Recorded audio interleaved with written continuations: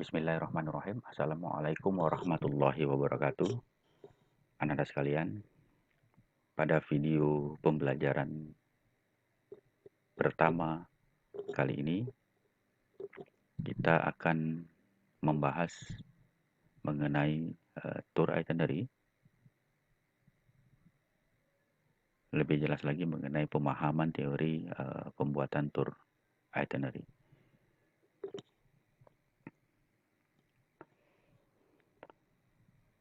Yang akan kita bahas pada kesempatan pertama di video pertama kali ini adalah yang pertama kita akan membahas mengenai pengertian tour itinerary. Nanti kita akan bahas dari beberapa ahli. Kemudian pembahasan yang kedua adalah pedoman dan tujuan akhir. Tour itinerary itu akan dijadikan sebagai pedoman bagi siapa saja dan tujuan akhirnya apa. Pembahasan yang ketiga dalam video ini adalah bahwa tour itinerary itu bisa dipandang dari beberapa sudut pandang. Kemudian yang terakhir, bahwa tour itinerary itu sebagai satu sistem, satu yang saling keterkaitan antara satu dengan yang lain. Di sini akan kita bahas mengenai wisatawan, kemudian ada waktu dan atraksi wisata, yang tiga komponen ini nanti akan membentuk suatu tour itinerary. Baiklah, kita masuk ke pembahasan pertama, yaitu pengertian.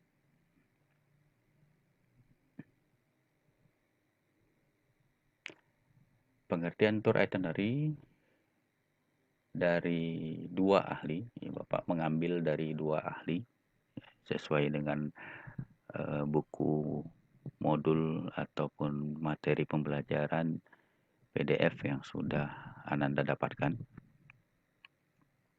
Yang pertama adalah pendapat menurut H. Kodiak dan Ramaini. Beliau berdua ini adalah penulis buku Pengantar Pariwisata di tahun 1992. Teorinya masih dipakai sampai saat ini. Banyak dijadikan sebagai rujukan dan referensi untuk para penulis yang berkecimpung di bidang pariwisata. Menurut Haji Kodiat dan Ramaini, tour itinerary itu didefinisikan sebagai satu daftar dan jadwal acara tour. Jadi intinya di sini daftar dan jadwal acara tour yang berisikan data-data yang lengkap. Di mana data-data lengkap itu berisikan hari. Jadi dalam tour itinerary itu nanti akan menyebutkan hari, kapan waktu tour itu dilaksanakan, kemudian tanggal, dan diuraikan juga jamnya, kemudian tempat-tempat atau objek wisata atau atraksi wisata. Di sini saya kasih dalam kurung objek wisata. Di dalam teori pariwisata sebetulnya itu tidak ada istilah objek wisata. Jadi yang ada nanti atraksi wisata. Nanti akan lebih lengkapnya atraksi wisata akan dijelaskan di bagian terakhir. Kemudian dalam tour itinerary juga menyangkut hotel, menyebutkan hotel tempat wisatawan kita diinapkan. Kemudian di dalam tour itinerary juga oleh Pak Kodiat dan Pak Ramaini ini harus juga dicantumkan tempat pemberangkatan, kemudian tempat tibanya, dan acara-acara yang disajikan. Jadi selama perjalanan itu acara-acara apa saja yang akan disajikan atau disuguhkan, sehingga menggambarkan jadwal pelaksanaan secara keseluruhan dari tour yang dirancang dari awal sampai akhir.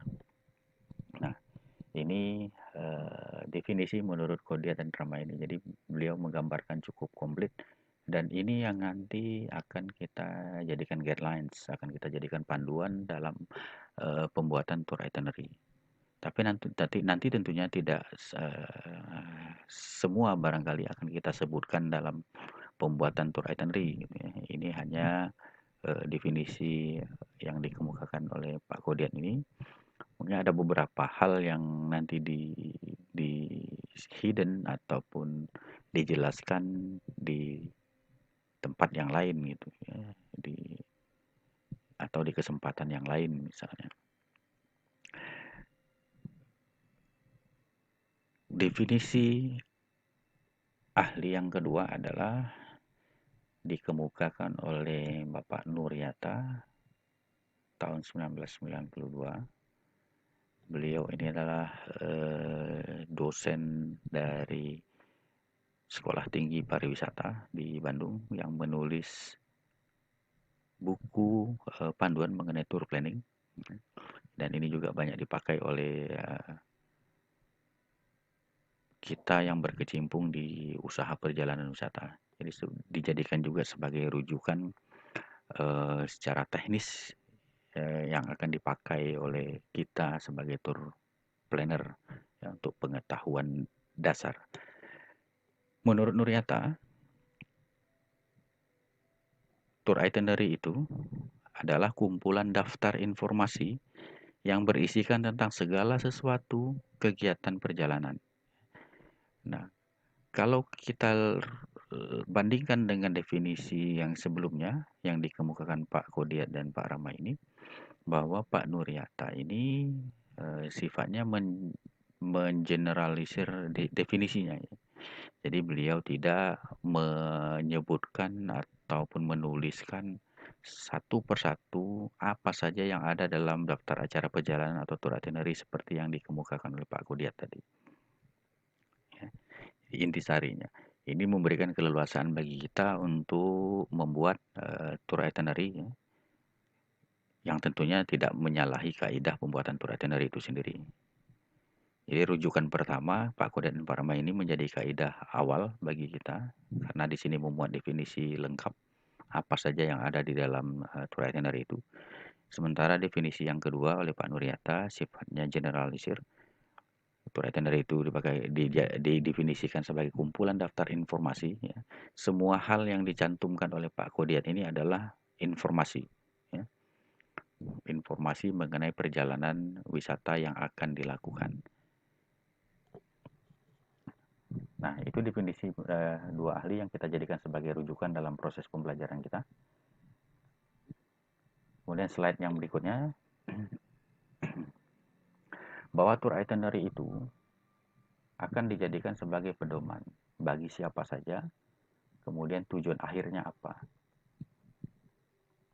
Yang pertama adalah akan dijadikan sebagai pedoman dari tim pelaksana ya.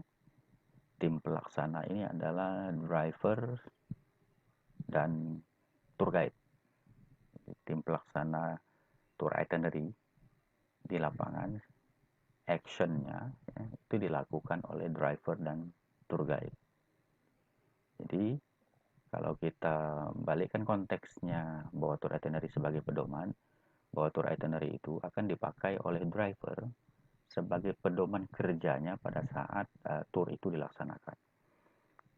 Kemudian bagi guide, tentunya juga tour itinerary akan dijadikan sebagai pedoman karena di situ memuat hal-hal yang harus dilakukan oleh guide nih, dalam proses pelayanan tamunya. Mulai dari picking up service di hotel, ya, kemudian ke destinasi 1, 2, 3, dan seterusnya. Kemudian informasi-informasi apa saja yang harus disampaikan tentunya sudah tergambarkan di tour itinerary karena sudah mencantumkan objek-objek wisata apa saja ataupun turis attraction ya, atraksi wisata apa saja yang akan dikunjungi dalam tour itu. Jadi oleh tour guide dijadikan sebagai pedoman untuk pemberian informasi, pelayanan informasi kepada tamu-tamunya pada saat tur itu dilaksanakan. Kemudian pihak yang berikutnya ya, dijadikan pedoman oleh tour manager ya. Ini sifatnya manajerial dalam proses pelaksanaan dari tour. Ya. Jadi ini akan dijadikan pedoman untuk evaluasi kinerja dari tim pelaksana, ya, kinerja tour guide dan kinerja driver. Ya. Nah, keberhasilan dari tour itinerary itu ya, tentunya nanti menjadi penilai akhirnya. Yang akan menjadi penilai akhirnya adalah turis atau wisatawan ini. Ya. Jadi wisatawan lah yang nanti akan memberikan nilai bahwa tour itinerary yang mereka laksanakan ya, dilaksanakan dengan baik oleh tim pelaksana yaitu driver dan tour guide ya, sehingga tujuan akhir dari tour itinerary ini ya, dalam pelaksanaan tour itinerary ini bagi wisatawan adalah bahwa tour itinerary bisa memberikan kepuasan kepada konsumen atau wisatawan. Nah, kalau wisatawan ini sudah puas, ya, maka kinerja yang dilakukan baik sebelum tur ini dilaksanakan, dalam hal ini tour plannernya membuat perencanaan tur, sampai tur ini dilaksanakan oleh tim pelaksana yaitu tour guide dan driver, dipandu atau dimonitor oleh tour manajernya, maka seluruh proses atau produk ini bisa dikatakan baik ya. Tour itinerary yang dibuat atau direncanakan itu dikatakan baik karena proses pelaksanaannya itu tadi bisa memuaskan wisatawan. Jadi itu maksud dari pedoman dan tujuan akhirnya. Pedoman bagi driver, bagi tour guide, bagi tour manager, kemudian dirasakan oleh turis, ya, oleh wisatawan, dan tujuan akhirnya adalah kepuasan bagi wisatawan.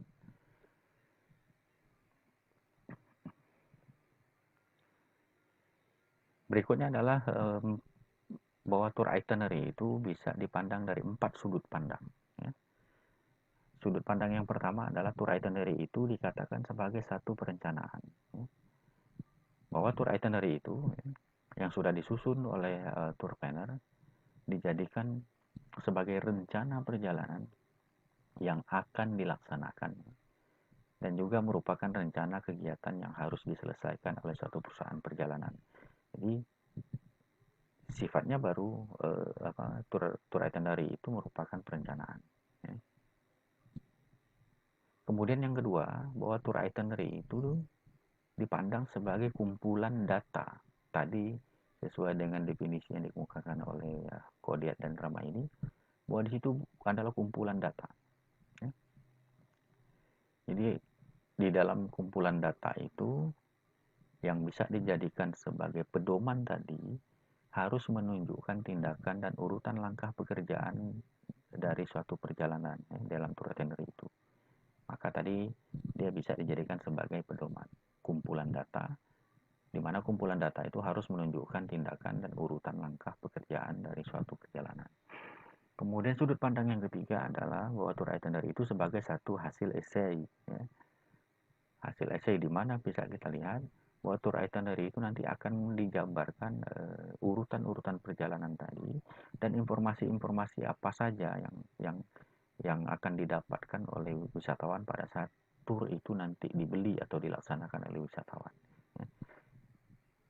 Jadi hasil IC itu maksudnya bahwa tour itinerary itu terdiri dari kumpulan kata-kata ya, dirajut atau dibuat dari kumpulan kata-kata yang disusun secara teratur tentunya yang menunjukkan langkah-langkah tindakan satu perjalanan. Kemudian sudut pandang yang keempat, dan ini sudut pandang dari bisnis ya, bahwa tour itinerary itu dipandang sebagai satu produk. Kalau tour itinerary dikatakan sebagai satu produk, maka rencana yang sudah dibuat itu, ya, tour itinerary itu merupakan produk dari suatu perusahaan perjalanan yang ditawarkan, yang akan ditawarkan melalui proses marketing kepada calon-calon konsumennya, yaitu wisatawan ini.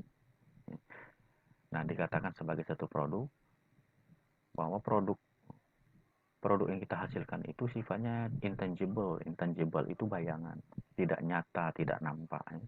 Kalau masih dalam bentuk itinerary itu masih dalam bentuk selembar kertas. Yang dibaca tadi adalah informasi-informasi mengenai berbagai macam hal, termasuk objek wisata yang akan dikunjungi. Jadi tour itinerary itu memberikan bayangan kepada calon konsumennya. Kalau mereka membeli rencana perjalanan itu, maka inilah yang akan saya dapatkan. Misalnya objek-objek wisata inilah yang akan saya kunjungi. Nah, itu dikatakan sebagai satu produk. Jadi perusahaan perjalanan itu sebetulnya dia menjual bayangan atau menjual impian yang akan didapatkan oleh calon konsumen mereka kalau calon konsumennya merealisasikan membeli produk perusahaan perjalanan, yaitu tadi ya, berupa tour itinerary tadi. Baik, yang berikutnya adalah bahwa tour itinerary itu dikatakan sebagai satu sistem. Cirinya dikatakan sebagai satu sistem, tour itinerary itu tidak bisa berdiri sendiri, terdiri dari beberapa subsistem. Di mana di sini kalau kita uraikan secara ringkasnya, subsistemnya adalah wisatawan. Ya. Wisatawan itu nanti akan dipengaruhi oleh profil dan motivasi, akan kita jelaskan lebih lanjut kemudian. Kemudian sistem yang berikutnya adalah subsistem yang berikutnya adalah waktu. Kemudian fasilitas, ya. Atraksi wisata, akomodasi, jasa boga, transportasi dan lain-lain. Di sini banyak, ini hanya digambarkan 4 saja. Nah, ketiga subsistem ini akan membentuk tour itinerary. Ya. Kalau tour itinerary sudah terbentuk, maka tour planner selanjutnya akan mengemas tour itinerary ini, membentuknya atau menghitungnya dan menjadi satu satuan harga. Yang ini nanti akan ditawarkan kepada calon konsumen tadi. Jadi tour itinerary ini dengan berbagai macam fasilitas di dalamnya atau komponen sub-komponen, sub sistem di dalamnya membentuk satu tour itinerary dan akan menggambarkan harga berapa yang harus dibayar sebagai kompensasi pelaksanaan tour itinerary oleh wisatawan. Nah, berikutnya kita bahas satu persatu mengenai profil. Wisatawan dalam proses pemilihan tour itinerary atau pemilihan produk perjalanannya itu akan dipengaruhi oleh profil. Profil wisatawan. Profil wisatawan ini bisa kita lihat dari 4 hal. Yang pertama adalah profil ini akan dipengaruhi oleh nationality atau kebangsaan, atau dari mana wisatawan itu berasal. Misalnya wisatawannya berasal dari Jepang, maka kebiasaan-kebiasaan tamu-tamu Jepang ini A, B, C, D seperti itu. Anak-anak bisa mengeksplornya lebih lanjut, mungkin kebiasaan tamu dari Jepang itu terhadap pemilihan perjalanannya seperti apa. Atau tamu mungkin dari negara lain, misalnya dari Inggris, dari Amerika dan lain-lain, bisa dieksplor lebih banyak di dunia maya. Kemudian wisatawan juga dipengaruhi oleh jenis kelamin. Ya, perjalanan wisatanya, pemilihan perjalanan wisatanya dipengaruhi oleh jenis kelamin. Antara perempuan dan laki-laki mungkin bentuk perjalanan yang diinginkan barangkali ada perbedaan gitu ya. Tapi mungkin dalam beberapa kasus tertentu bisa menjadi sama gitu pemilihannya. Tapi secara umum bahwa penentuan pemilihan dari bentuk perjalanan itu dipengaruhi oleh jenis kelamin. Kemudian yang kedua dipengaruhi oleh status perkawinan, married or not married, bujangan atau yang sudah berkeluarga. Ini juga akan berbeda pemilihan perjalanannya antara orang yang sendiri dengan orang-orang yang sudah berkeluarga, ya. Dan status sosial. status sosial seseorang di komunitasnya, di masyarakatnya misalnya, atau di bidang usaha dan lain-lain. Itu juga sangat berpengaruh terhadap pemilihan dari bentuk perjalanan. Kemudian profil yang ketiga dipengaruhi oleh grup atau individual. Perjalanannya dilakukan secara rombongan atau secara sendiri-sendiri, individu. Itu juga akan berpengaruh terhadap pemilihan bentuk perjalanan yang akan dilakukan. Kemudian profil yang keempat dipengaruhi oleh bentuk perjalanan konvensi. Ya. Ini bertujuan khusus untuk membahas hal-hal tertentu. Ya.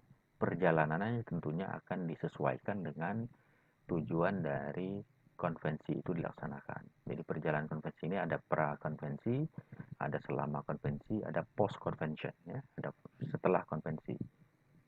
Jadi biasanya yang pra itu perjalanannya di luar dari konvensi, yang post juga biasanya tidak berkaitan dengan konvensi, tapi yang selama konvensi itu berlangsung, kalau ada perjalanan-perjalanan wisata, maka atraksi wisatanya itu tentunya akan disesuaikan dengan topik konvensi yang sedang dibicarakan.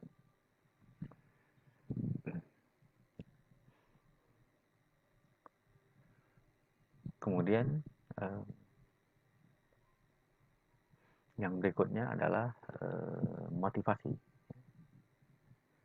Wisatawan juga dipengaruhi oleh bentuk perjalanan wisatawan itu juga dipengaruhi oleh motivasi. Ya. Ada dua pendapat yang Bapak kemukakan pada kesempatan ini. Yang pertama dari McIntosh, penulis buku ditulis di tahun 2002 ya, mengenai motivasi. Yang pertama, motivasi psikologis dan fisik. Ya. Ini bentuk perjalanannya berpartisipasi dalam kegiatan olahraga, kegiatan-kegiatan yang sifatnya santai, kemudian kenyamanan, relaksasi, kesehatan. Ya. Ini bentuk motivasi perjalanan didasarkan pada motivasi psikologis dan fisik. Kemudian motivasi yang kedua adalah termotivasi perjalanannya karena budaya. Ya. Keinginan seseorang atau keinginan sekelompok orang untuk mengetahui budaya dari daerah lain. Ya. Adat istiadat, tradisi, dan hal-hal lain yang berkaitan dengan kebudayaan di daerah yang lain. Nah, ini juga tentunya banyak terjadi dan dimanfaatkan oleh perusahaan perjalanan dalam proses pembuatan produknya ya, dan dijabarkan dalam bentuk tour itinerary tadi. Kemudian motivasi berikutnya adalah motivasi sosial. Ya. Social motivation and interpersonal motivation. Yang motivasinya bersifat sosial itu melakukan hal-hal yang dianggap mendatangkan gengsi atau nilai prestis bagi yang bersangkutan, bagi yang pelaku perjalanan. Kemudian turnya sifatnya ziarah. Ya. Kemudian di sini pelarian dari situasi yang membosankan. Contohnya orang-orang yang bekerja di perkotaan karena rutinitas yang padat, kemudian mereka membutuhkan sesuatu yang sifatnya berbeda dengan kondisi yang mereka alami di kota mereka ya. Maka mereka melakukan perjalanan yang memilih objek-objek wisata ataupun tempat-tempat ataupun destinasi yang akan menggembirakan mereka. Kemudian motivasi yang keempat menurut McIntosh adalah motivasi fantasi. Ya. Orang akan dibawa berpetualang ya, berhayal untuk mendapatkan sesuatu yang berbeda dari daerah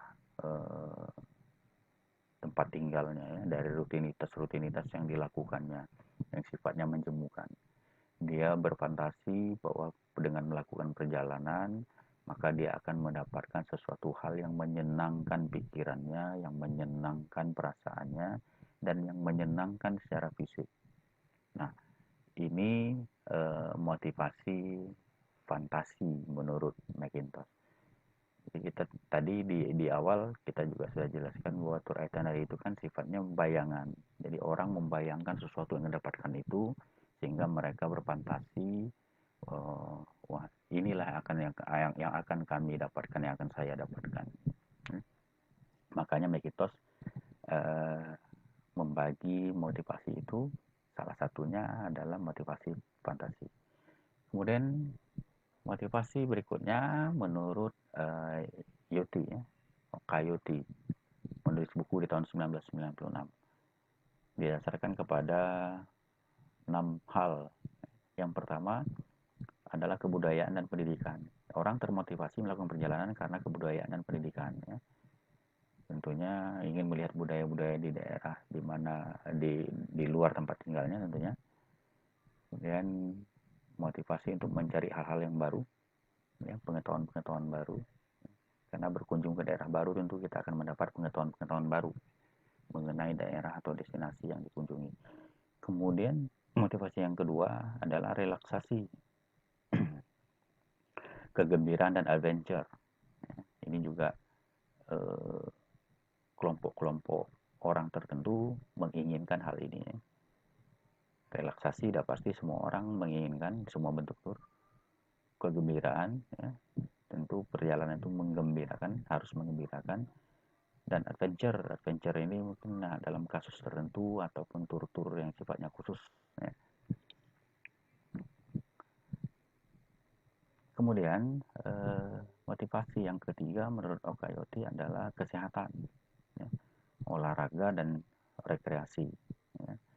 Orang melakukan perjalanan wisata itu salah satu motivasinya adalah untuk mendapatkan menyehatkan dirinya, ya, menyehatkan dirinya.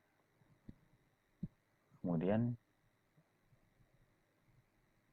ikut pertandingan misalnya olahraga, bentuk perjalanannya adalah termotivasi karena olahraga tadi. Misalnya dia utusan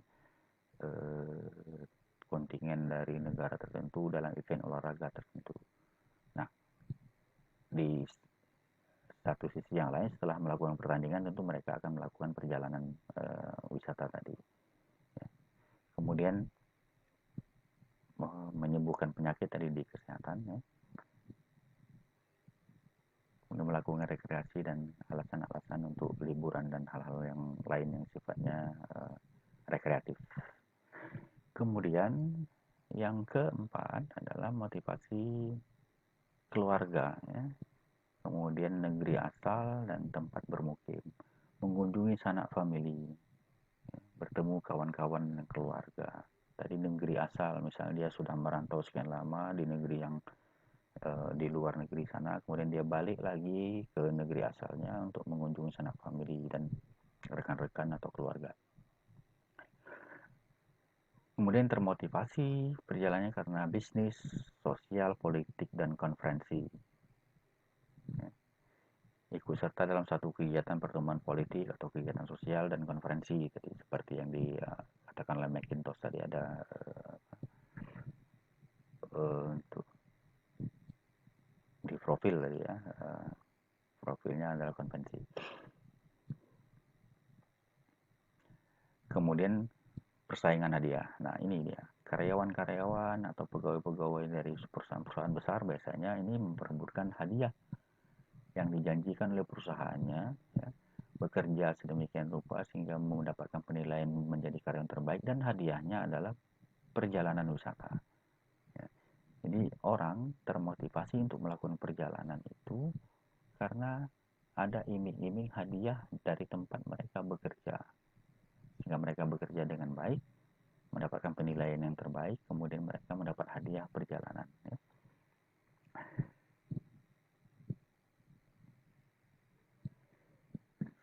Kemudian sub komponen yang berikutnya tadi adalah waktu. Ya. Waktu dalam tour itinerary itu akan terbagi dalam 3 aktivitas, yaitu aktivitas tour, dilambangkan dalam gambar ini adalah A tadi. Waktu proporsional waktunya sangat banyak di sini, lebih besar dibandingkan yang lain.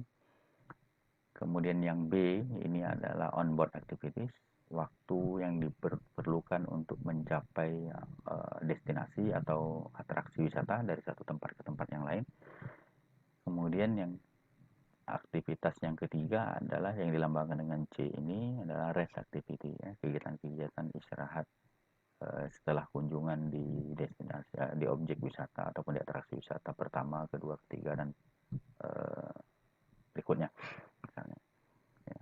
Nanti kita akan lebih explore misalnya rest activity ini kegiatan apa aja, kemudian onboard activities tadi di waktu tempuh nanti akan kita coba hitung, kemudian aktivitas tour, menempatkan objek-objek wisata atau pemilihan-pemilihan objek atau atraksi wisata sesuai dengan karakteristik dan keperluan. Kemudian yang terakhir adalah pertimbangan untuk penetapan objek wisata atau atraksi wisata. Ya. Pertimbangan yang pertama yang harus dipertimbangkan oleh tour planner adalah point of interest. Point of interest ini artinya atraksi wisata yang kita jadikan sebagai objek wisata atau atraksi wisata inti, ya. Objek wisata atau atraksi wisata utama dalam tour itinerary yang akan dibuat. Jadi harus ada pemilihan objek wisata atau atraksi wisata yang kita jadikan sebagai point of interest. Kemudian yang kedua, pertimbangan penetapan atraksi wisata itu berdasarkan fasilitas. Tentunya kalau berdasarkan permintaan konsumen, fasilitas ini akan dijadikan pertimbangan yang sangat sangat penting gitu. Karena terkadang wisatawan juga meminta ini gitu, fasilitas yang harus kita sediakan selama perjalanan mereka itu diminta oleh konsumen, itu dijadikan acuan untuk penetapan atraksi wisata. Kemudian lokasi, ya, antara satu atraksi wisata ke atraksi wisata yang lain. Gitu. Nah, sebaiknya lokasi itu tentunya tidak saling berjauhan antara satu atraksi wisata dengan atraksi wisata yang lain, sehingga nanti waktu yang dialokasikan untuk mengeksplor atraksi wisatanya itu akan lebih banyak dibandingkan dengan waktu tempuhnya. Kemudian yang berikutnya adalah biaya. Ya, pertimbangan berikutnya adalah biaya. Ya. Biaya dari atraksi wisata itu. Yang terakhir adalah aksesibilitas, kemudahannya untuk mencapai atraksi wisata itu. Salah satunya adalah aksesibilitas mengenai sarana transportasi. Misalnya bisa dicapai dengan mobil kah, mobilnya jenis bus kah yang bisa masuk ke situ, atau jenis mobil lebih kecil dari bus, atau mungkin hanya dengan ojek misalnya dengan sepeda motor, atau barangkali dengan jalan kaki. Itu aksesibilitasnya. Tersediakah jalan raya misalnya menuju ke objek wisata itu, atau belum misalnya dengan jalan setapak saja. Nah ini tentunya pertimbangan aksesibilitas ini nanti akan disesuaikan dengan jenis tour itinerary atau tour yang diminta atau yang akan kita buat. Kalau sifatnya misalnya tour yang biasa-biasa saja, itu aksesibilitas mungkin akan sangat dipertimbangkan. Tapi untuk tour yang sifatnya khusus, misalnya adventure, maka aksesibilitas ini tentunya menjadi tantangan tersendiri ya, karena biasanya adventure itu miskin dengan aksesibilitas. Semakin sulit mencapai satu daerah itu, ya, biasanya tur itu akan semakin menantang para pesertanya. Nah, jadi ini pertimbangan-pertimbangan untuk menetapkan atraksi wisata yang dipilih dalam tour itinerary. Baik, mungkin di situ saja video pertama kita kali ini. Untuk selanjutnya, Ananda bisa melanjutkan membuka aplikasi Qualitiva-nya, kemudian mengerjakan beberapa pertanyaan sehubungan dengan materi video pembelajaran ini. Jadi ada beberapa pertanyaan yang Bapak siapkan di situ, silakan dicek kuisnya, kemudian jawab pertanyaan itu di aplikasi akun Qualitiva Ananda. Baik, itu saja pertemuan kita melalui video pada kesempatan ini. Terima kasih atas perhatiannya.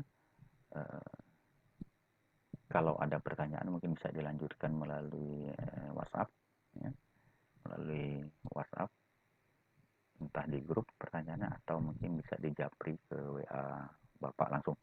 Terima kasih atas perhatiannya. Billahi taufiq wal hidayah. Assalamualaikum warahmatullahi wabarakatuh.